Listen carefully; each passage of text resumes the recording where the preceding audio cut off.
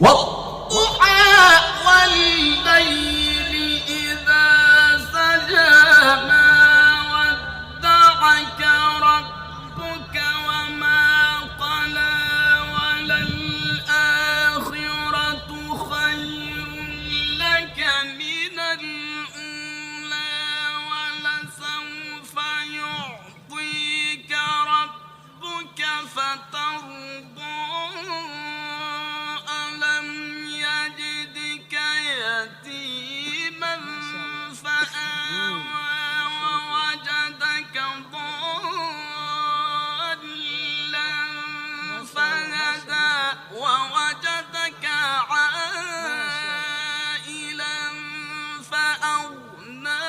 فأما اليتيم فلا تقهر وأما